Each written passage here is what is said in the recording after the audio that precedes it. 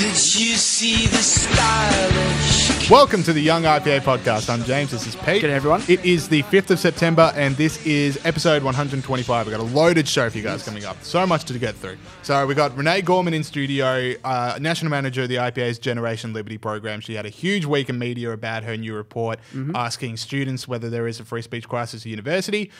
So she asked them through the survey, and then we asked them through a Vox Pop, which we're also going to be playing on the show. Very cool. So we got that. We also got Bo Sargent. Bo's a Year 11 student. He's been on the show before, a good friend of the show, and he's come in. We're just going to throw around a few stories that are coming out of high schools recently.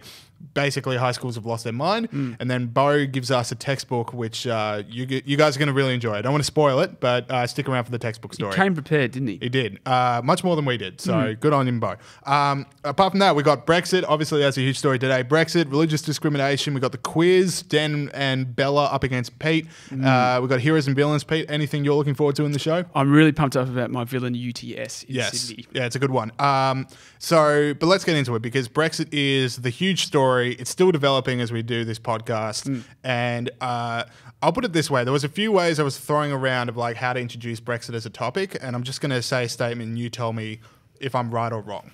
No one knows what's going on. Yeah, right. I'm right. Correct. Okay, let's Good move on start. to the next topic. Well- talk us through it. Well, there's a lot to get through, a lot of developments. But before we do that, James, I just want to show you one video of how the sober, rational Remainers are dealing with the Brexit situation at present. Mike, would you want Brexit to happen now? If suddenly the new term was, but everyone's head gets chopped off. No, of course would that not. mean, but hang on, wait a minute, people voted for it. If people voted for it, why would you? No. Why are you changing the goalposts? No, because the question was, do you want to leave the EU? Yes, and I'm saying you can leave the EU. You just have to have your head chopped off. Do you not understand? Just have to. It was a weird bylaw. It was a weird fine print in the voting slip that if you vote yes, everyone's heads will get chopped off. It's all right. Everyone missed it. That was Connie Huck, who is a British television presenter. I thought I'd just throw that up to show that the Remainers are dealing with this very well. So as we said, James, there's been a lot of developments recently. On Tuesday, the Commons voted to take control of the agenda on the back of 21 rebel Tory MPs moving, so that means they can control the agenda in the Commons. Very kinky name for this. The Downing Street said if the Tory MPs rebelled, they'd have the whip removed. Wow. So that's a way of saying that you get expelled from the parliamentary party. I don't know how they do things over there, James, but that's what happened. Last night, these MPs that took control of the agenda introduced a bill that forces Boris Johnson not to leave the EU without a deal, which would almost certainly push the date back beyond October 31, but not absolutely definitively, James. I know you've got money on this. Now, this hasn't got through the House of Lords yet, and there's a slim chance the Brexit supporters may filibuster it until Parliament is suspended. So as a result of this happening, Boris Johnson brought forward a motion for an early election, which Labor abstained from, meaning that it didn't get the required 2/3 of parliamentary support for the election to get up. So just so I know that I've got this right, so there's no Brexit yet. No Brexit yet. And there's no election yet. No and election. Even though Boris Johnson's lost 3 votes in the House of Commons, his first 3, clearly can't get anything through. There's still not going to be an election because of the deadlock. Jeremy Corbyn has been... Johnson claims that Jeremy Corbyn is the first opposition leader in history to knock back the opportunities to have an election. Yeah, because he's been pushing for it for 2 years. Like, we need another election, we need another vote. People don't know if they're voting for a no deal or not. Yep. And then the second he's given the new vote, the entire Labor Party abstains from having another election. Exactly right. And these Remainers have been carrying on all week about how Johnson's a dictator for proroguing Parliament, and then now they're running scared from the opportunity of having an election. So here's the things that can happen, James, because I know you want to know what can happen. Johnson will still get his election by introducing a new bill where you only need a simple majority to have an election, or calling a no vote in his own government, which I think would be fantastic. That'd be cool. I have no faith in myself. Yeah, I mean, it's just that's like a hard us. one for Boris Johnson to admit, though. Boris Johnson's a proud guy. For him to say, I've got no confidence in myself, that's a real moment for him. I sort of kind of hope that happens just to see how it pans out. Now, the EU could veto a British request for an extension. They could just say, we've had enough, which wouldn't be unreasonable. I think the EU's getting a nice little power trip out of it. Come on, keep dancing. I haven't had my fill yet. But they only need one country to veto it. So Johnson could go out and find a country and say, listen, mate. If I slip you a pineapple, what are you going to do? A pineapple. Exactly. $50 will do it. Yeah, that should cover it. So this is absolutely bizarre. And you got 21 Tory MPs. They're out of the party now, including like 2 former treasurers or chancellors or whatever it's called. Yeah, the whip was removed. And the grandson of Winston Churchill as well. Yeah, exactly. So it's chaos. Yeah, exactly. It is absolute chaos over there. Yeah. So it still might. There still might be an election. No one knows the dates. Like no one knows the date either. So I guess we'll just keep monitoring it. But I just wanted to get it on the record that I don't know what's going on, and I'm scared. Okay, next thing we want to talk about here is the draft exposure of the religious discrimination bill was put out last week. So this has been a thing that's been bubbling away for a while with the Israel Folau thing, and then way before that was Archbishop Porteous. So the idea being, how does the government want to deal with religious discrimination and deal with freedom of speech? And what we look at with this bill is sort of like why you and I, whenever the government says, don't worry, we're here to help, we worry just that little bit more. We're concerned. Because they've come to it with the idea of like, okay, the one thing that we don't have enough in this country is bills that concern freedom of speech. Yep. And if we have one more bill, we'll save ourselves. So like the whole thing is, the government doesn't want another Porteous case coming up. And if people don't know what that was a Tasmanian Archbishop was circulating reading material that was basically the teachings of the Catholic Church about same-sex marriage. And then someone, asked for the courts to have a look at that. And that became a free speech bill. And then obviously the Israel Folau stuff everyone knows about. So you got these two things coming about. The government wants to go, okay, how do we get to a place where we don't have this anymore? And they've legislated just enough that these two cases wouldn't come up. But I just reckon the fundamental problem hasn't been solved, which is there are too many laws, not enough. Oh, absolutely. The way to stop this religious discrimination, or the best thing you can do for religious discrimination, is to get rid of all the anti-discrimination laws we already have. One of the good things about this, though, is that it does override state legislation, which is a good thing. Yep. However, it does expand the role of the Australian Human Rights Commission, which is a bad thing. Yes. So I'll get into that one. So yeah, like it is a good thing that some state laws are getting overturned, and like the federalist argument being state should have more power than federal on some issues. But like, it is getting to a spot where your law versus my law versus the three statutes I have versus this thing, and it's like, well, who wins? One of the best lawyers. Just whoever's got the best lawyer is going to figure out which law supersedes which law. So that's why I'm like very skeptical about it. And the other reasons are, like Pete says, like the Australian Human Rights Commission gets more power over this. And if there's one organisation in the country that has done literally nothing to advance the cause of freedom of speech in Australia, it is the Australian Human Rights Commission. I don't think they're so glad they've got more laws. Yeah. Glad they've got more power. And then the other one I saw here, which Morgan Begg pointed out in his media release, which you can read at ipa.org.au. It's really good. And you also got Janet Albrechtson's article in the Australian's really good. Yeah. But Morgan Begg points out the draft bill would reverse the onus of proof by requiring large businesses to prove that compliance with a, quote, discriminatory employment condition is necessary to avoid unjustifiable hardship to the business. So you have to prove that you weren't being discriminatory. Yeah. Like, how do you do that? Well, if you're a big company, you don't deserve legal rights, James. Oh, right, of course. But corporates are people. But anyway, so the point is, for me, it's like, okay, I get what you're trying to do. And it's good that Porteous and Israel Folau wouldn't be brought before a court again for what they did, but more laws is bad. Well, they reckon Folau might have still would have been fine because they would have been able to show that they lost money from the sponsors. But I do agree with you overall. Obviously, the best way to deal with this stuff is just through freedom of speech, social media, free discussion, and all those things. And communities should set their own standards. All right, so let's get into our heroes and villains segment. Let's do it. So heroes and villains, basically, we'll start off with the heroes. So the Grunt the Pig Freedom Award, if we can get that pig. Oh, look at him. Look at him. That's a pig snorting around for freedom. So that is the sound effect of the stories we have where someone has stood up for freedom, for liberty, and against tyranny around the world this week. And we want to highlight them and just give them the snort of freedom. So, Pete, I think you want to start off with one of Australia's great heroes. Well, two great Australians, Victorian electrician Sam Foreman and his cousin Tim French from Sunbury, who late last month lifted a specially designed drone with a fishing rod and a can of beer above Upper Colabarn Reservoir.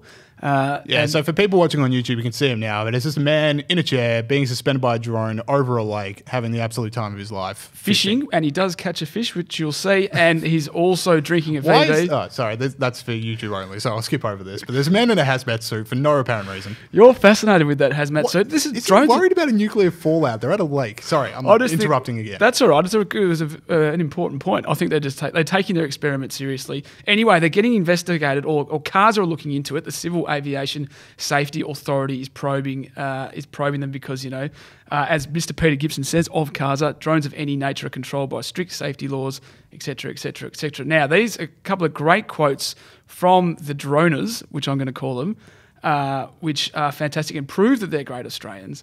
Mr. French hit out at Kaza, saying the investigation was a, quote, bloody outrage. And I'm threatened to take the issue all the way to the Prime Minister. You do that, Mr. French. You take it all the way to Scott Morrison. He said, we're just trying to be This is innovative. literally the scene from The Simpsons where he gets the phone bill. But anyway. Yeah. Well, I'm not familiar with that, but I'll take your word for it. They're trying to be innovative, trying to show something good. Look, they said when it happened, it was like watching a grand final that was really close. Everyone was on edge, and when they succeeded, they were great. So Tim French and your mate Sam Foreman, your cousin Sam Foreman, grant the Pig Freedom nomination. The other point I have with this one is I have no idea how anyone's going to be able to arrest him. This man has mastered flight. Like, if they come around and they've got him surrounded, he just takes off in his little drone chair and he'll be fishing for hours. Exactly. So it's a perfect crime. Oh, he's a great Australian hero. All right, cool. My one is Lionel Shriver. So Lionel Shriver, the author, famous author, she got into a bit of a stoush with Yasmin Abdel-Magid a few years ago, which people might remember, but she's finally come back to Australia since that. And she was on Q&A and she's talking about freedom of speech and identity politics. And she's my hero of the week for being able to sit through this question without collapsing in on herself like a dying star, which I would have done. So my question is to Ruby.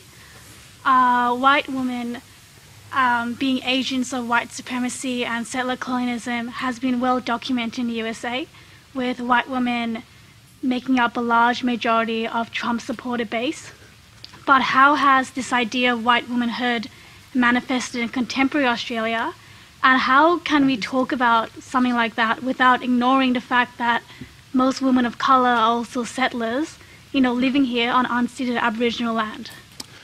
All right, so I've watched that clip about 5 times, and from what I can understand, the question basically boils down to how can I be mad at white women while also being mad at myself for committing the same crimes that white women do when I'm committing them, but I also want to be mad at someone that's not me. Yeah, look, you might have summed it up Your there. thoughts? Yeah, look, I think you might have How summed it would up. you answer that question? Well, I obviously don't have an answer for the young woman in that clip. Nor did anyone else. A cue 10 minutes of just... just like, what? Interesting point that you raised there. Well, yeah. Trump. Yeah, exactly. Yeah, Trump. No, my favourite bit is just the well-documented part of that. It's like, yes, your bizarre lefty talking point is completely well-documented. Well, It's I also fact. just like the idea that there's not a single white woman in the world that can possibly be in support of Trump without being an agent. Like Of white it's supremacy. Like, like you financially or have been brainwashed into supporting Trump. Yep. Only solution I can It's see. well-documented. Well documented. I have the documents. Alex Jones. All right, let's move on to Villain Awards. So, Villain of the Award, Walter Peck. Villain. Villains. Sorry, well, I hope you have one. So, Walter Peck Villain Award. So, basically the inverse, just people that have stood up for tyranny. So, Pete, if you do have one, this would be a great time to share it. No, I do have one, James. I just forgot for a second that we were actually going to do it. Nah, kidding. So the University of Technology in Sydney over the last week, has lowered the entry requirements, or has announced they are lowering the entry requirements for engineering, computing and construction degrees, a whole 10 ATAR points. So ATAR is your score that you get at the end of year 12. Yeah. 10 points. And it's out of 100. Like, 10 is a drop. It's a lot. Women in Engineering and IT Director Arti Agarwal insisted the move would not lower standards. Questionable. She said, we're not taking in underperforming students or doing tokenism here. Well, you could have fooled me, Arti. So what are they doing? Yeah, I don't know. It's not tokenism. If they're not lowering standards and they're not being tokens, what remains from dropping 10 points to get more women in? Mate, are you trying to suggest that dropping 10 points is a lot drop in standards? That makes absolutely no sense. Miranda Devine wrote a ripper piece in the Daily Telegraph. She says, if there aren't enough women studying engineering, it's not because they're too stupid to get an extra 10 ATAR points. It's because it doesn't interest them. Now, James, these are my villains. These are my villains this week. Saul gets so angry when we knock the table. I knocked the table in rage. In 2 hands as well. Really gave it what's going. I'm in trouble after this. No, but there is nothing more undermining for women than this quota stuff or this, lowering standards. Like when these women do get into engineering, people are going to be thinking, are they meant to be here? Blah blah blah. My mum worked in IT in the 70s. You want to talk about pioneers? Yep. Mum in the 70s working in IT, which is a male-dominated field now. Mm-hmm. Definitely male-dominated back then. She was Dad's boss. Mm-hmm. Dad would argue that position hasn't changed over the years. And the thought that it's the worst joke you've had in 2 years of podcasting. It's his joke. It's Dad's joke. And it's a cracker. We'll take that to the people. Yep. Anyway, the idea that maybe she needed a little bit of extra help, to get along in IT is just an absolute disgrace. UTS, have a villain.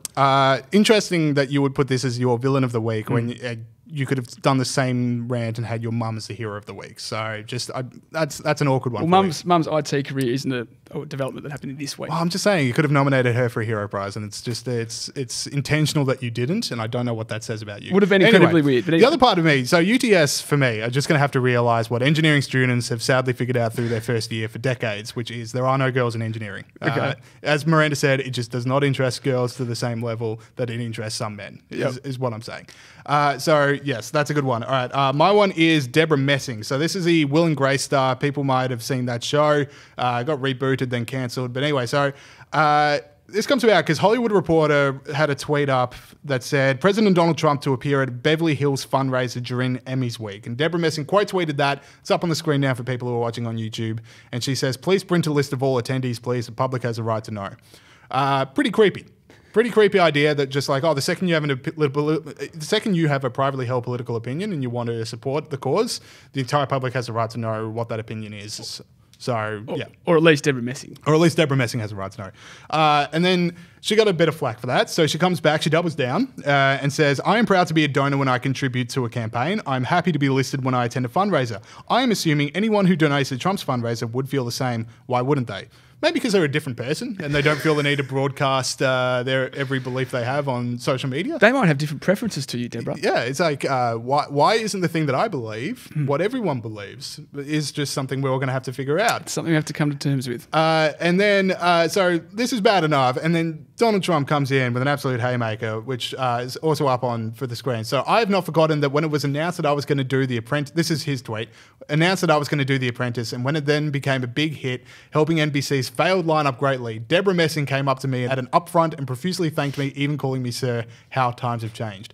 Donald Trump, I've maintained, is the only politician that figures out what Twitter's good for. And it's not good for being relatable, and it's not good for announcing policies. It is literally only good for trolling people. Yeah. And Donald Trump is the only person that has figured this out. Mate, when he's had a tough day, when China have sued him at the WTO, he absolutely prays for some B-grade actor to have a crack at him on Twitter so he can just get to where he's comfortable, be a smart ass, and win the day. I just hope he was late to a meeting about the trade war. It's like, hang on, just serve them another coffee. 5 minutes. I'm going to have a go at someone who hasn't been relevant since 1997. It was probably in the middle of the meeting. Just show him some Will and Grace while I tweet at Deborah Messing. But it comes down to the fundamental thing of just like, that is modern McCarthyism. Like, if you have a political belief, we all deserve to know about it, and it should affect your career. That is pure McCarthyism. All right, now we've got a bunch of stuff coming up for you before you're going to hear from me and Pete again. So we're going to be talking to Renee Gorman, National Manager of Generation Liberty, about her new report. We're then going to go to the quiz. We're moving that up earlier in the show this week. Very fascinating quiz. Controversial, some might claim. They're controversial every week, aren't they? We've got Bella, Daniel, and Pete. Does Pete finally get the win? So tune in. And then we've got an interview with, more of a chat with Boris Sargent coming up later in the show. So that's a whole lot of fun too. So stick around. Okay, we now welcome back onto the show Renee Gorman, National Manager of Generation Liberty. Renee, welcome back. Thanks for having me on again. Now, we've got a lot to talk to you about because last week was the release of your big report on freedom of speech crisis at Australian universities, and there's a lot of statistics that are coming out. There was a whole lot of coverage about your report that we want to talk to you about. And there's also a video, and I think we're just going to play, just to get people listening and people watching on YouTube into the frame of mind, we'll just play a little snippet of the video before we get into it. Chuck it on. The IPA commissioned a survey of 500 Australian students asking what they thought about the state of free speech at their universities. And the results are damning. 41% of students feel that they are sometimes unable to express their opinion at university. And 31% said that they have been made to feel uncomfortable by a university teacher for expressing their opinion. So that's some pretty amazing statistics, and we're going to get into those statistics and a few others as well that really caught our attention coming out of that report. But I guess we want to start at the beginning would be a pretty good place to start. Great. So when we're thinking about putting this report together, what were you hoping to find? Or what did you want to know? So really why I was passionate about this research in particular was as someone who was a student who faced censorship, who had attempts to have events shut down and had gone through this, it was so frustrating to continuously see vice chancellors and bureaucrats come forward and say, no, there's no free speech crisis, nothing to see here, it's all fine. And I kept thinking, well, from what authority do you say that? Because you haven't actually spoken to the students about this. Have you ever heard about a vice chancellor going to meet with a group who's had their event shut down or had an event have massive security fees, there didn't seem to be any desire. Yeah, I haven't heard that story, but I've heard a lot of them burying it under the rug, I think would be the accepted phrase. Yeah. Yeah. Well, I actually asked for an audience with Michael Spence to discuss the Unlearn program and certain things that I was concerned about while I was a student. And he said to me that he had no free space in his diary for the entire semester. So wow, busy guy. That's a very, very busy man. He seems to be more busy than many ministers. So that's an interesting little tidbit there. But yeah, it was really frustrating to see that they weren't actually talking to the students. And what I think this research, more than anything, highlights is this massive, massive disconnection between what vice chancellors are saying is happening on campus and what the students are actually experiencing. And we keep joking that this is quite a novel or radical approach by the IPA to actually ask the students what they thought about free speech. And I think it's kind of crazy that we had to be the first people to do that, though we are the great thinkers of Australian society, so we did it first. But it's a special level of genius to come up with asking someone a question. Yeah. To talk to the students about the student free speach crisis. Yeah. Radical idea there. But yeah, I think that's one of the main findings, I think, is that what the kind of higher up elitists are saying is not really what the students are experiencing. It's good to see Michael Spence working so hard. That's fantastic. But so does this match what you've been told by students? And as you said, it matched what you experienced when you were at uni? Because this happened to you as well, didn't it? Yeah, I think it does really match what I hear when I go and talk to students on campus, especially conservative students feeling that they can't discuss certain issues and that certain issues can't even be talked about because even questioning the assumed knowledge is offensive. But the interesting thing about these findings is it was reasonably bipartisan. So most of the students surveyed were actually Greens or Labor voters, and they also thought there was a problem. So this has gone beyond what a lot of chancellors have been claiming, which is, this is just an issue for conservative students. They're making a mountain out of a molehill. They're taking small instances and saying that this is a massive issue, when that's not true, obviously, because Green students also think that there's an issue. So I think I did notice that on the survey it said 2% of students said that, that disagree with the idea that you should be exposed to different views. Is that this activist class that are sort of maybe ruining it for the rest of them? Because you said, that ALP and Greens people also have the same feeling. So is it just this tiny minority that's ruining it for everyone else, for want of a bit of a phrase? Yeah, I would say that 2% is kind of representative of that radical activist portion of the university, which has a large amount of control over the culture and the discourse that happens on universities. And they've kind of been handed that control, I think, by the administration. Yeah, so we've got all of these infographics and a lot of the statistics all over our Facebook page and all over our website. One of the statistics that I found really interesting is that students are more likely to be held back from expressing their views by other students rather than teachers. I don't see an easy fix to that. Like teachers, you can say, okay, well, don't show your bias in classes and hopefully that'll rule it out. But if people are held back by other students, I don't quite see how to overcome that. Well, I think that's going back to kind of what I was saying before. It's that 2% of kind of radical students have been empowered by an administration that lets them get away with pretty much murder. Not literal murder, but, I think literal murder. A little bit, not literal murder, but lets them get away with things that a conservative student group or any other student group really couldn't get away with. We're in a situation where the maniacs are running the asylum. And I think that also reflects on the bipartisan nature of this, because these radical students are so far off the deep end that not even Greens and Labor students agree with them. You've gone so just, completely off the edge that we can't even agree with you on this. So you reckon if this 2% aren't as empowered in future, like if we did this survey 5 years from now, we might see students are more likely to open up in front of their classmates about their own political views? Yeah, I think so. And I think the reason... that appetite's there. The appetite's definitely there, and that was shown by the responses we got to the social media questions. So students are much more comfortable expressing their views on social media than in class. And anyone who's been on social media lately knows that social media isn't necessarily a platform that's immune from criticism. Yeah. You're definitely opening yourself up. So it's not that necessarily students are afraid of their ideas being critiqued, it's how they're critiqued and the threat of being harassed. You know, I've seen these radical students like hunt down certain people who are, you know, there was a girl who was at a charity booth getting screamed at by the women's collective with a megaphone. Like, it's pretty harsh consequences. Yeah, like that was to me the most concerning thing, was like people more willing to tell their political views to complete strangers that they've never met before than they are to people they see every week. Like, that's how toxic it can get, is just that level of disconnect. Yeah.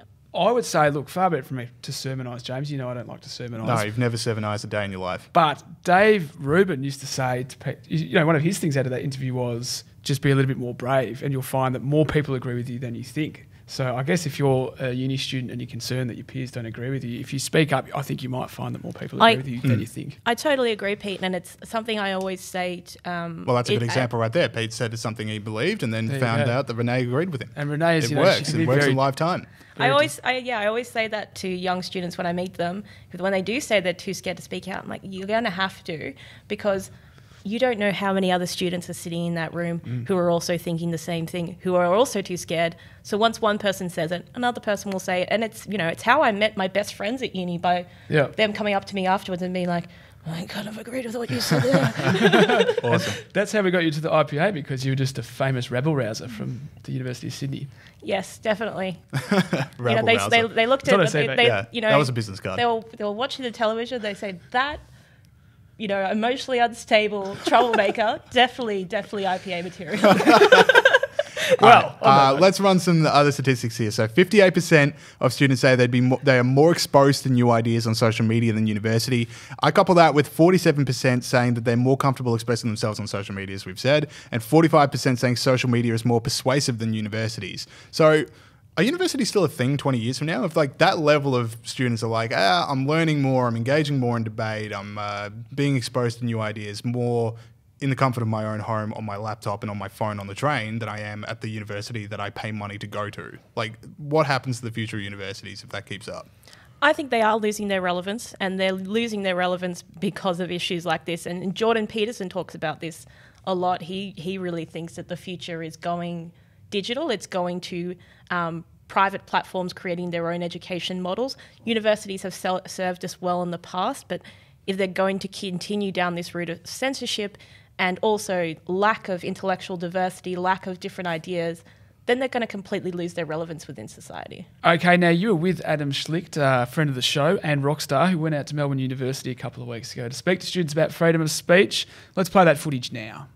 Do you feel free to express your mind in tutes? To a certain extent. I think it's the way you express yourself and certain values that go, you know, maybe against tutorial, you know, the tutor, or like what the university's beliefs are. Well, certainly I might say that free speech is something that's often talked about and encouraged as being available on campus. I'd say there are certain limits to what is actually allowed to be spoken. Especially in tutorials during a discussion where anything that doesn't sort of fit with the mainstream, I guess, ideology that's being pushed is rejected or looked down upon. I never think that uni should be encouraging all views, but especially in arts and like especially with history and politics, there's definitely a much more like PC view that is encouraged among students and with teachers. So I mean, they wouldn't like deliberately make you stop talking, but they would definitely like try to drown you out. Do you think you're only being taught one side of an issue in humanities classes? Definitely. Even the lecturer themselves has the bias, and then that is of course passed down to the tutors and then further developed, but definitely not on the other side. I definitely think so, and I think the tutes are designed in a way to guide discussion towards certain principles and ideologies and conclusions instead of facilitating a fair discussion and debate in the classroom. We had that issue recently, I think a while back, of when the union put that thing about free speech, but they wouldn't let, you know, some guy say what he was thinking. But I would say that the majority of my tutorials have been rather negative in that there is a clear, I guess, agenda. The policing of language, the insistence that some words not be used because they might not be politically correct, even if it's in the context of, you know, pursuing truth, which should be the whole point of humanities. Like for politics especially, it can be very one-sided. So like for last semester we were learning capitalism and we were reading Karl Marx for that. which was a bit dodgy. And like for this semester as well, like for our politics subjects, we definitely stick to more like left-wing sources, though they do occasionally like bring in some sources from other views as well. Yeah, but predominantly very one-sided. So, do you feel like some of your teachers are politically biased then? Well, look, everyone's politically biased, aren't they? So probably, yeah. I think some of them are. When like you're brought up in an environment such as this, and you kind of indoctrinate into these values, you can only see one side of an issue, and it's very tough to take a broader view. Definitely, to the point that they mark their results according to the political standing of the student. And I've known many friends who've had that issue, to the point that the lecturer themselves has been involved in a scenario like that previously and has said, yes, we know of this particular tutor and we will fix this, which is horrible. This shouldn't be a reoccurring situation. I think that most likely more biased towards the left. For example, in one of my tutes, it was a history tute, and it just seems like the teacher was only interested in looking at history issues through the feminist lens, the racial lens, the class lens, and it's just a very different conception of history from what I was used to, like a chronological sort of teaching of history. All right, sweet. That was awesome. So I watched that and I just think to myself, like, that backs up what you've got in your report much more than it does the vice chancellors who were saying that there's no freedom of speech crisis. So you were there. Like, what were the experiences filming that? Yeah, it does confirm a lot of what I kind of already knew. And it's kind of worrying because you just heard very similar stories told differently by different people.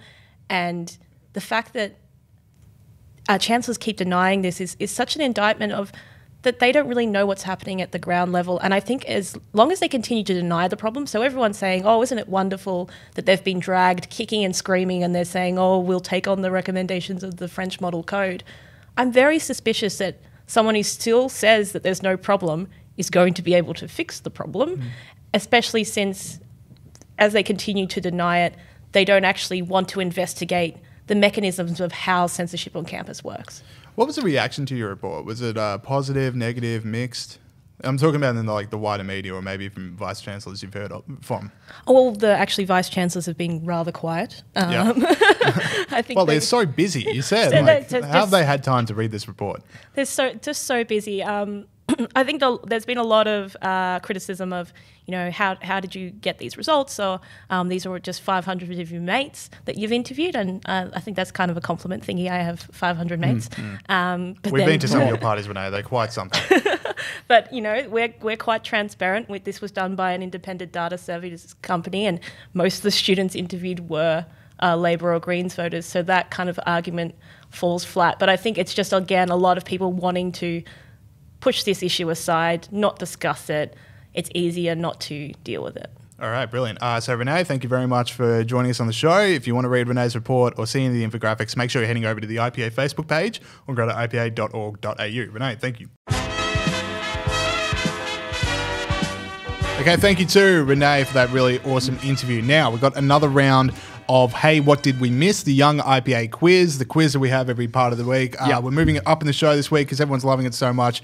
So we've got 3 contestants today. We've got returning champion Dr. Bella DeBerra. Hello. We've got Daniel Wild. G'day. And once again, Peter Gregory, still chasing that elusive first victory. I'm going to win this week, no problem. All right, well, cool. Okay, so for anyone that's new to the quiz segment, so we've got 9 questions. You get a point for getting it right. You get a point off for getting it wrong. And there's a who am I at the end, which is the 5, 4, 3, 2, 1. Buzzers are your first name, so let's go around the table, make sure the buzzers are working. Roof. That's what I'm going with this week. Okay. I need that every single time. Yeah, I was going to go with Dan. Yeah, I think that's sensible. Right? Yeah, sensible and worthy of a man of your influence. And we got Bella as well. All right, sweet. So any more questions from the contestants before we get started? Do you want to explain why you have that as your sound? Well, yeah, Roof Seal's my nickname. And why is that? It's a long-standing nickname. Yeah. Okay. It's a long-standing Did it come from anywhere or no particular? What it comes from is... Let's tell the story. Okay, we'll tell the story. Yeah, we've got the go-ahead from the boys in legal. No, I have and a long-standing... And girls in legal. A long-standing predilection for... Well, I did it once. I climbed on a roof at a soiree. Yeah. And at a nighttime soiree. I doubt it's once. And I got saddled with this nickname, Roof Well, Seal. I had a house party in my house, and when, I've got quite the small roof on my house. Very And low. when Pete saw that roof, I thought he would faint. Very It's accessible. Just the Nothing like a good roof. You just have peace up there. You can see the world and it's peaceful and it's great. Yeah, Roof Seal okay, loves cool. it. All right, enough faffing around. Let's get into this quiz. All right, so question 1, hands on buzzer / mouths near the microphone, I guess. Okay, so we're recording this on Tuesday. Boris Johnson today has threatened a general election if MPs delay Brexit again. What date would that election be? Good question. Good question. question. Good question. Don't know. All right. We'll just let that Think go out loud. outside of no one stuff. wants to lose Well, the I think point. it's somewhere in October. The negative point does dissuade that. But Yeah. I have a crack. Go. Daniel. Can I get us to do the month, or does it have to be the actual? No. I would prefer the date. I'll give you October. Yep. So far, so good. But no one else is. That's got to be. Well, no, I'm 14th. sorry. He's got it right. It's actually October 14th. Sorry, Dan gets 1 point. That is fortune favouring the break. That is amazing. So the victor goes to spoils. Mate, knocking the doors will open. All right. So, Seeking your shop all right. So part of this protest from the MPs is basically over Boris Johnson using the Queen's speech to sort of fandangle his Brexit deal through. word. So what is the actual word other Roof than seal. fandangle? Roof. Prorogue. Prorogue is correct. Pete Is that on the pronounced? I didn't board. even know that was a Pronounced question. correct? I have no idea how to pronounce Prorogue, it. prorogue. Prorogue? I thought you were just talking. I didn't know that was a question. Well, it's all setting up for a question. Yeah, just say The- question 3. and then- Bella's I'm- drunk. Yeah, I've got my own approach to the Quizmaster style. You don't know it's a question until No, I I finish know. the sentence. All right, so leaked audio today. Question 3. Oh, here we go. Bella, Thank you, signposted. thank you. Leaked audio today reveals that Hong Kong's leader wants to quit as they feel that they have caused, quote, unforgivable havoc on the region. Who is Hong Bella. Kong's leader? Bella. Carrie Lam. Correct, Bella. All right, so everyone's on the board, 1 point each. Question Oh, 4. it's tight. Question 4. From this... I suppose there's Four nothing each. there's nothing to split you all at the moment. All right, so question 4. From the Australian this week, which social media giant did Labor Bella. threaten? Bloody Bella. Bella? Oh, Oh, there's Time out. audio. Time out. Facebook. No, time. Time. Oh, I didn't say time out. Dan said time out. I was 1 second away, but it was Facebook. That Labor threatened to... there was retribution against Facebook for negative coverage about Labor in the election campaign, with one saying, after the war, there's the War Crimes Tribunal, which is pretty weird for a political party to say to a social media people. Anyway, all right, so moving on. Next question. Who is playing the Joker in the Bella. upcoming... Oh, my God. Bella is amazing at... What was Bella, it? I'm going to have to get a bit harder on these. No, I know who it is. 2, but I That's all forgot. right. 1. All right, sorry, Bella's points off. I thought this was a politics I thing. know who it is. Well, this is the slice of life, who am I sort of stuff. I think that there is a political point that I'm coming to this. But anyway, who is playing the Joker in the I was reading it and I upcoming film about the character? That- It is Joaquin Phoenix, so no one gets a point. By the way, brace yourselves for a month of we shouldn't watch the Joker because of the message it sends to incels and sends to white supremacists. Like What's the that is coming message? for like no. a month. Well, like the whole thing is like, oh, he's disassociated with society and he's rising up against the powers that be. It's just like I've already seen a few rumbles of just like, oh, I don't know if we should be putting out this film in this current political climate. There is going to be a month of that stuff. All right, back to politics, Dan. So according to Renee's report this week on the free speech crisis at universities, what percentage of students think students should be exposed Bella. to different Daniel. views? Bella got there. Quick draw. 82%. 82% Oh, my is God. correct. That's Sorry. why they call her quick draw. Quick draw, Bella. All right, so we've got 3 more questions to go. Bella is on 2 and Dan and Pete are on 1. Still many more very questions? close. 3 more questions to go, and who am I? Yeah, there's still a lot to play for. It's going to come down to the who am I. Got to I stick can- to your processes here. All right, I can really see it. All right, Samsung is taking pre-orders for their new TV valued at $500,000. How many inches diagonally is it? Good question. Don't know. I'll give a point to closest to. 'cause it's Closest hard. what? 2 inches. No, closest to the number gets the point. Sounds a bit weird. No, I know no it's points off. huge 'cause No I saw a points off. picture. No All points Well, off. no, but It's Dan, huge. Right. Well, we all get a guess, obviously. are we above 100 or below 100? There you go. Wow, just you got to give me a number closest to 100. 100. 500,000. 500,000. 149.31. It's the size of a normal television. Right. My TV is like 52 Okay, inches. I it's think. about 150. Oh, she's going to win. What did you say, Pete? 149.31. Pete went 146. There isn't a wall on my house that's 146 inches diagonal. Like, That's that right. is the Well, biggest TV I've ever heard in my I knew. life. I'm more of a- I'm actually. Believe that. How big's the cinema screen? I have no idea, but like they've sold one TV to a guy sports, like he's got a sports bar set up in his house and he's going to put the biggest TV to have ever been played. How do you get it in and out of their house? Apparently takes 3 days to install. That's wild. I'm disappointed I didn't get that exactly right, but I'll take the point. You'll take the point. Okay, only 10 Democratic nominees are invited to the third debate. Name 5. Dan. All right. Biden. Beto O'Rourke. Yep. Kamala Harris. Mm-hmm. Warren. Yep. Buttigieg. Yes. Buttigieg. Yes. Mayor Pete. That's really good. Mayor Pete. All Well right, done, mate. so it's 2-all.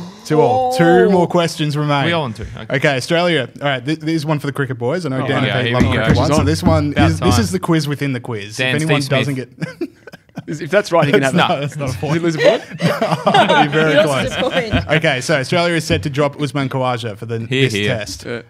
Spell his name. Rip Seal. Rip Seal. Do you want both names? Yes, please. USMAN Mhm. and Khawaja is KHAWAJA. Yep, correct. Yeah, All boy. right. On your Aussie, bad luck about getting dropped, you'll be back. Yeah, so he'll be back. Okay. Well done. Wise words from Peter Gregory. Maybe. Okay, coming into the Who Am I? So quick score check. It is Pete on 3, Dan and Bella on 2. This I'm could be it. in the lead. This could be it. This is the last one. This is the last one. And All how right. many is this worth? For 5 points. 5. This is the decider. Yeah, so 5, 4, 3, 2, and 1. We're going down. So 5 Oh, points. okay, got you. I was born on 30 November 1874.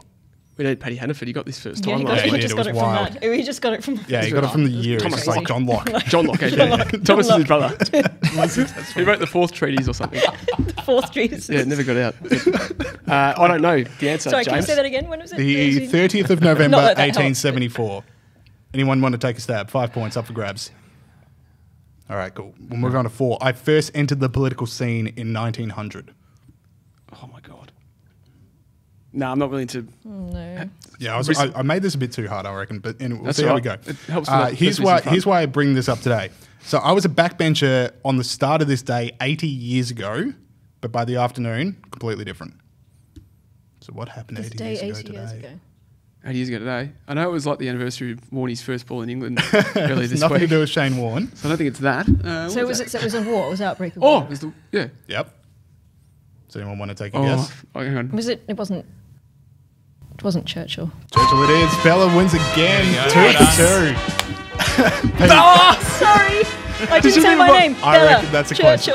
Churchill. You can have it. So she beat me by a point. Was that 2 points? That was 3. Oh my god. So Bella wins again. Well thank done. you, Bella. Sorry. That's Twice right, Bella. champion. I Thank reckon you. that'll be the Thank closest you. Pete will ever get to this. Dan, thank you very much for Thank you, playing. James. All right. We are Well now done, going to go to. I like this display of sportsmanship. At least I This is came nice. second this time. Yeah, this is good. This is an Did improvement. I come last? Yes. No. Tied for last. What did I have? No, yeah, you were last. Sorry. What did I have? 2. You had 2, and had Pete 3. had 3, and Bella had 5. yes. All right. Cool. Let's go to that interview with Bo Sargent. Okay, we welcome back onto the show, friend of the show. We haven't had you on for a while. Welcome back, Bo Sargent. Thanks, James. Great to be here. Yeah, now, Bo, you are a year 11 student, which is a very cool time of your life. So, Pete and I. I can't remember.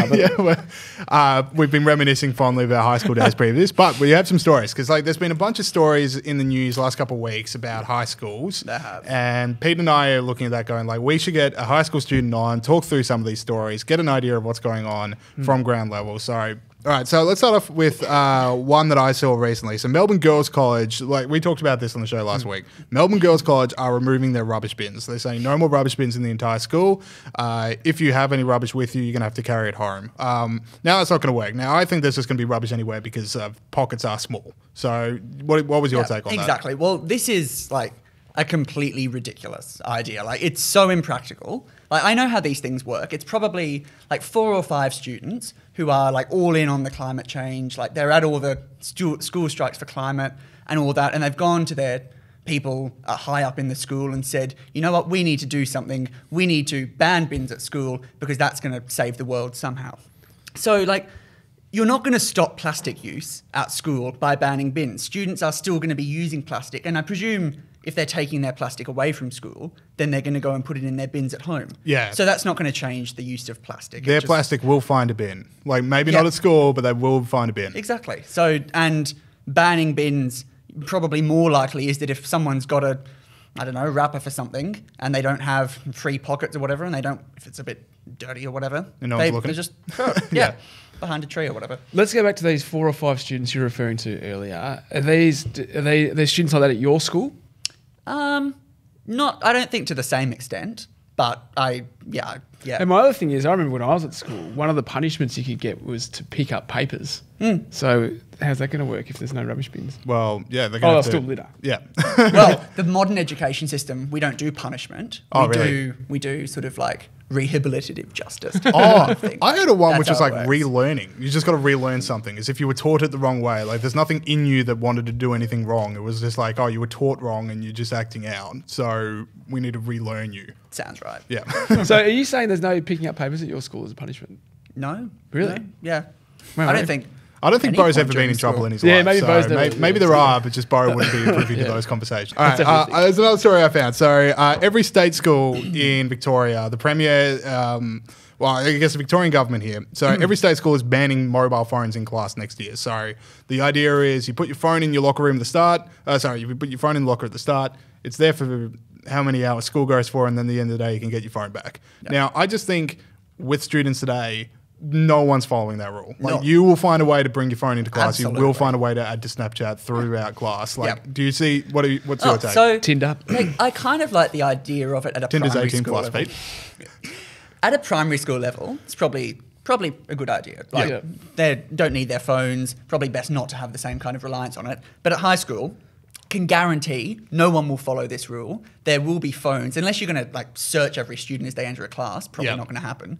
So students are still going to be carrying their phones around. Students are still just going to be using their phones under the desk in a less obvious manner. Like, Yeah. it's not going to change anything. Well, you say less obvious manner, but like every student thinks that they get away with it all the time. But teachers have got to know there's just like an absolute brain dead look of someone staring at their legs and Well, go like, I if wonder you're what on that your is. computer, the trick is you put your phone up on the computer screen and it looks like you're looking at a computer doing work. Well, you looking at your phone. stumbled on another one that I want to get to. The computer also connects to the internet. The last time I checked, so if teachers are worried about students mucking around in class, like you're gonna have to get rid of literally everything and go back to like this 1930s classroom of just a pencil and a book. Abacus. Yeah.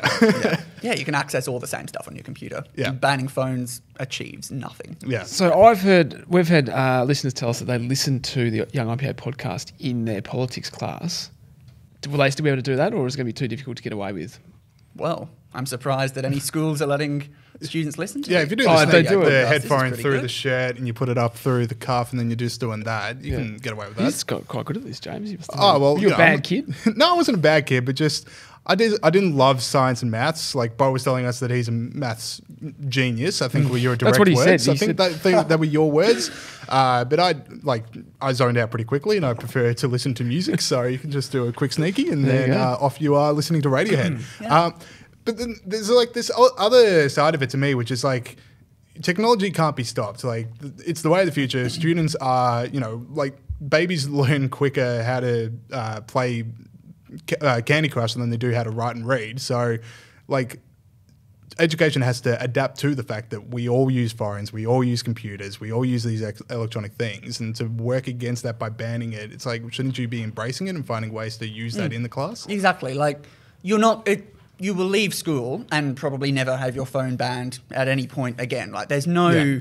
Banning phones in school isn't setting you up for later life. Yeah. And also the fact that once you leave the school gates, everyone's just going to get on their phones anyway. Yeah, Like, and that just already happens. Resume cyberbullying. So, yeah. Or just that- store up on the 6 hours of memes they've missed and there's no homework being done. All right, so another one we got. So last time you were on the show, we talked about how much of a fan of Jordan Peterson you were. And Jordan Peterson's had an interesting couple of months. Like, there's been some really good things and there's been some, odd things. One thing he's come out with is this idea that he wants to ban deepfakes. Now, like, just in case anyone watching or listening doesn't know what deepfakes are. So deepfakes are like when you can CGI someone else's face onto someone making a different statement, or you can use all these audio bites of people saying other words to put together to make them look like they're saying something that they never actually said. Now, it's pretty creepy, and there's some pretty awesome YouTube videos. Like, awesome in, like, it inspires awe, but it's not, like, great. But awesome YouTube videos of this sort of deepfake stuff being done. So anyway, now that Jordan Peterson's weighed in, I know Bo Sargent's probably thought about it himself. So what was your take? Well, it is a pretty concerning development to be able to manipulate the words people are saying in such a way that it appears like they're actually saying it.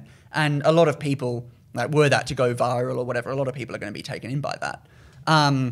I'm a high school student, so I'm not sure what the solution is. I wouldn't pretend to know Well, whether banning is the that's- solution. that is or a whatever. cop-out. Call the interview over. All right, we're done. No, it's concerning. Something, and because it's hard for individuals who are viewing it to be able to distinguish. Like, it's almost Yeah. impossible to do. So you can't just tell people, oh, well, you should improve your critical thinking and be more suspicious of everything. Yeah, yeah. Because then you might as well just say, oh, well, just log offline and never watch another video. Yeah, again. exactly. But like, I don't know how much more like skeptical you can be than if you see someone say something with their own voice and still go, I don't believe it. Like that is a level of skepticism that no one has ever needed to in the previous. And I'm sure there could be a campaign in the future where a candidate Yeah. says something and says, oh, sorry, that was just a deep fake. Yeah, That's no, I didn't actually say that. Yeah. That's not me. How common are these deep faking skills out there? Do half your mates know how to do it? About No. Okay. No, so I think they're pretty rare. I don't think... I've actually Do you know never how to do come it? No idea. Oh, that's what he Yeah, says. Maybe that's a deep fake. Yeah, maybe this is no, this whole thing might be could real.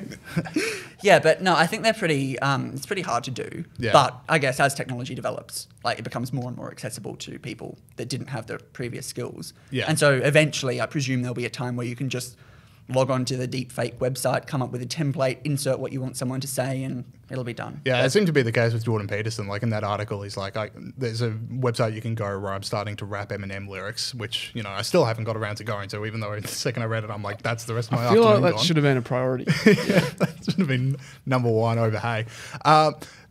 So the other thing I want to say, so you brought up how like students need to think critically about this. Like Pete and I come and go with this idea all the time of just like, do young people, are they skeptical of government? Are they skeptical of these things, or do they just believe whatever authority figures like teachers tell them? Like, what do you reckon? So people are skeptical of government, major parties, Yeah. but often that's not in a good way because they buy whatever the Greens say Yeah, or yeah. whatever the Socialist Alliance says in many cases.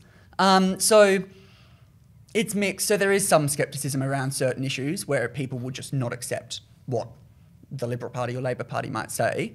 But the problem being, they'll just kind of blindly follow what the Greens will say in a lot of cases. But also, when I come on here, I like to bring some kind of hope. Yeah. And there are definitely lots of students that I know who are skeptical of the kind of standard sort of green left dogma that is promoted all the time, really incessantly. There is skepticism around that I've seen, but always could be more, but it is promising. All right, so we've got one more thing we want to ask you about, and then you've brought something in yourself, actually, which shows initiative, which you like to see in young people, isn't it, James? Or just on this podcast once. Yeah. So what we talked about last week on the show was this woman in the UK called Catherine Birbalsingh, who started this fantastic free school which has, you know, traditional learning, traditional teaching methods and traditional discipline and all this stuff. They had really great results in their GSCE last week. What's your view on all that? GCSE being like end of school test, like VCE or something like that. Yeah. ATAR. Well, it sounds really good. Sounds often I think that there is a problem with lack of discipline in classrooms. I've heard this said a lot by commentators, by people who are sort of experts on the teaching field, and they say that Australian classrooms around the world are notable for the fact that they lack a sense of discipline. They lack a sense of students being quite directed. Unlike, for example, the Chinese education system, where it is very strict and where there is a strong sense of direction, everyone's trying to do well, they're trying to do their best.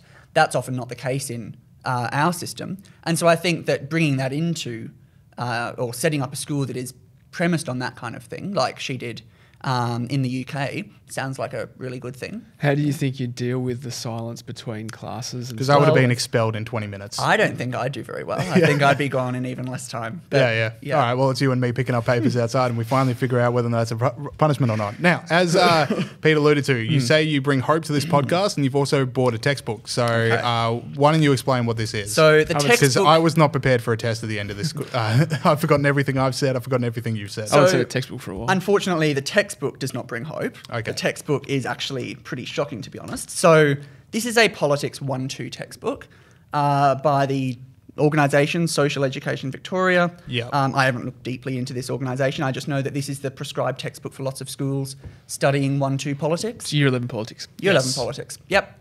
And so on this page here, at the end of the book about political actors and Australian politics, we get a section telling us how to get involved in politics. So Okay. part one... Listen to the Young IPA podcast. Good start. That's in bold and all caps. That's interesting. So part one, join a party. Seems fair enough. Part two, write a letter to your local MP about an issue. Two for two. Fair enough.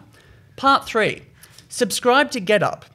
HTTPS, link, an online political action group that allows subscribers to choose which issues to get involved in and offers a variety of ways to take action. You're kidding me.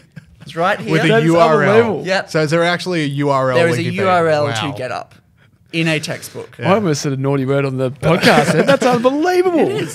So I opened this textbook at the beginning of the year and was sort of flicking through it day before school started, seeing what was coming up.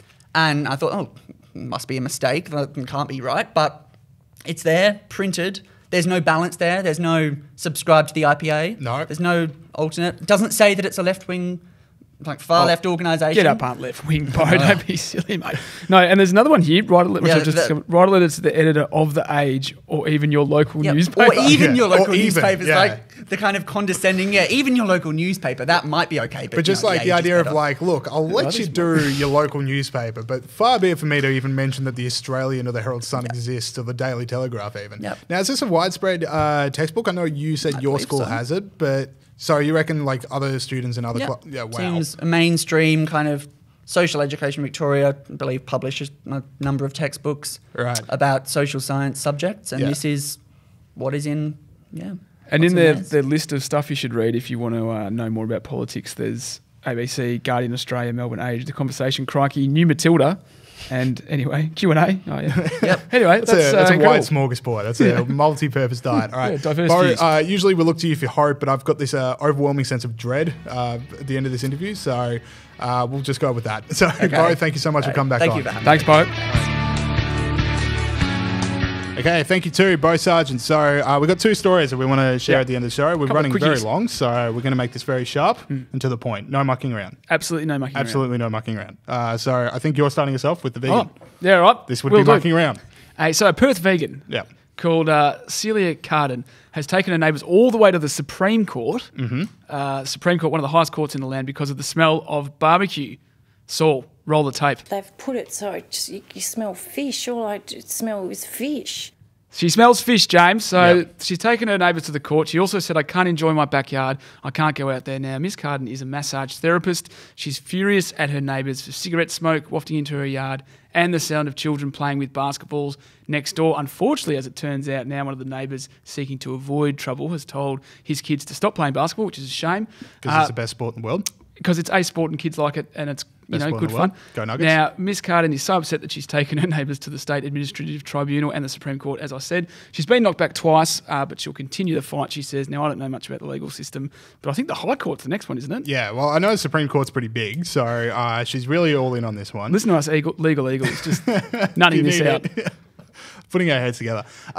It's tough for me because, like, I watched that interview and I listened to that clip and I'm just like, I don't know her well, but I do know that there's definitely a team of vulture lawyers behind her asking her to keep on appealing to a higher court so they can put more of her money in their pockets. So Not entirely convinced it's the best use of her money. I'm not either because, again, like as we agreed just before, basketball is the best sport in the world and the kids deserve to play it and barbecues are nice. You can, we'll be on that one. So that would be my one. Okay. So bad lawyers would be is my takeaway with this one. Yep, and you should be able to cook a barbecue in Australia. Yes. All right, cool. I've got one more story. So Prince Harry, we featured him a while ago for flying private jets 4 times in 11 days, I think was the statistic. So which is fine for him to do, but at the same time, don't lecture the rest of the world on how to avoid air travel because of climate change if you're going to do that. But anyway, he's got himself back into the news just for this thing. So he's got a new initiative called Travelist, which sees him partner with major travel companies such as Booking.com, TripAdvisor and Visa to explore and promote ways to travel more sustainably. Now, to which the obvious question is, but you travelled private 4 times in 11 days, why should we listen to you? And this is where Prince Harry, and the article's up for people watching on YouTube, this is where Prince Harry has finally come to his own defence, because he usually just would ignore the story and say, look, and he's defended his own private travel. So here's what he said. I spend 99% of my life traveling the world by commercial. First off, if I may, no, he hasn't. But anyway, I spend 99% of my life traveling the world by commercial. Occasionally, there needs to be an opportunity based on a unique circumstance to ensure my family is safe. It's genuinely as simple as that, which, again, is fine. Fair enough. His family would be more safe on private airplanes than they would on commercial planes. But it's the reason he raises safety. By his own logic, global warming is incredibly unsafe. So really, he's also putting his family at risk through using private travel and not commercial. Yeah. So that's not a good excuse for me. No, exactly right. Yeah. And or also just don't go to the things that you want to go to. exactly right. Do it on Skype. Yeah. I'll tell you what's really safe, staying in your home. Exactly right. Not And flying. I just love it's Flying's like terrifying. It is. Sorry. I can I went on fly. a rant there. No mucking around. I can fly, but it's okay because I've got a good reason. Yeah. Like no one else has a good reason. Yeah. Maybe you're fleeing Syria. Yeah. Well, Maybe that's you're a good reason. Maybe you're going to Bali Not for a as good week on the reason. cans. Not as good a reason. Anyway. Still a good reason, not as good a reason. Yeah. Sorry, just classic hypocrisy. All right, that is it for the show this week. Thank you to Renee and Bo for those interviews. And make sure that you're spreading the word. We're available on all good podcast platforms. So if you do have someone in your life that you think like the podcast, make sure you're telling them about it. If you everyone are in your life listening, would like it would be literally everyone on the planet except Prince Harry and the vegan. So if you are listening through Apple Podcasts or iTunes, make sure you're leaving us that 5-star review. And just a reminder that we are now filming this podcast. So if you want to watch me and Pete, for some reason, you can do that on YouTube. Pete and I grimacing in mere terror of someone wanting to do that. But anyway, see you guys next week. See ya.